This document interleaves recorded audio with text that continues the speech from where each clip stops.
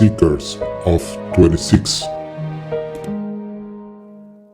She, 2 weeks later. Thank you for contacting me again, Gabriel. You're very welcome. I believe we'd never talk again. Why not? We have a friend in common, Roger. I trust you. I trust you. If you let me see you, I might recognize you and we might have met before. Not yet. I think we have another friend in common, Who? Emily. I said something wrong? December 22. Magic Theater. The lights gradually went out, and the sound of a violin began to accompany the darkness in the room. Very dim green lights began to illuminate the violinist. The beauty of music. My ears enjoyed it like never before. They were in a paradise of sounds and silences. As the concert progressed, the use of melody, rhythm, and harmony became more prominent, resulting in a work that combined the aesthetic experience of music and visuals.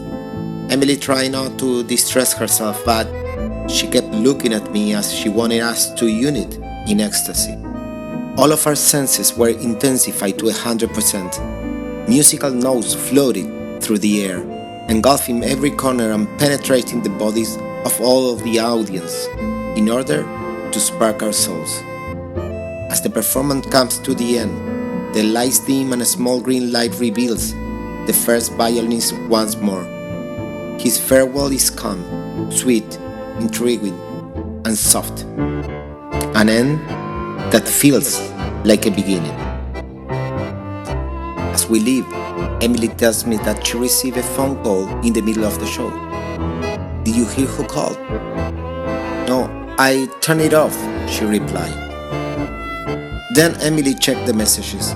Her look tells me that there is no good news. Who's the one calling? I inquired. My boss. I can't believe it, she said. What she want?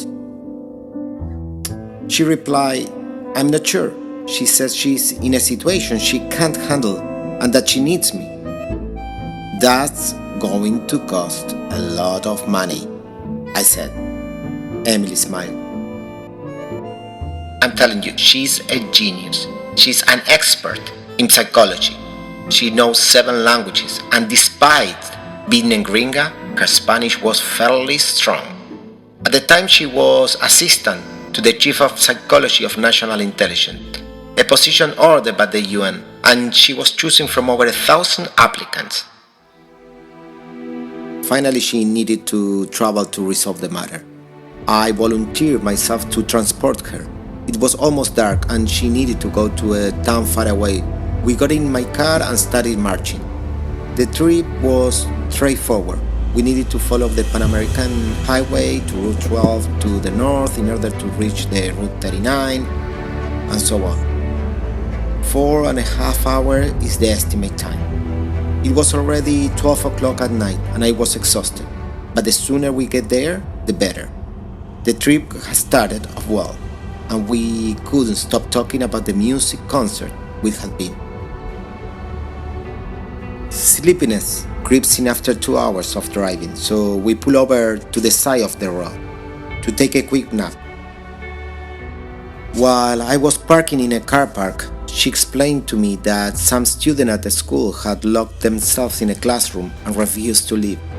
It appears that the teachers, principal, parents, and her boss tried to get them out, but it became impossible.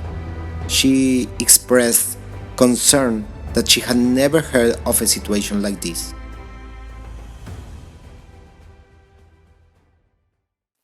We could see the stars through the glass, and the night was stunning.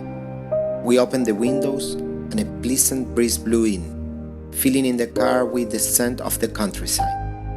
The only light Was the moon and crickets chirped as a musical background. My friends, Can't believe our friendship, she said. Are we afraid of destroying? I asked her. We looked up at the sky again, almost unintentionally. We were kissing like two teens. That night, we couldn't control our instincts. We kept the friendship relationship without seeking to cross that thin line between the friendship and love. But that night, we did it. It was the first time we held one another, kissed. Our bodies trembled, and our hearts beat at the same time, with the same rhythm and the same force. That night, the moon hugged us. The light became sweeter, and music became a theme once more. I cradled her legs. She was ready. She sat on top of me, and we didn't take long to make love. The light passed through her upright back. It was minutes that felt seconds. Her skin cursed me, and we merged into a single body, one soul. We took advantage of the fact that love was in the air.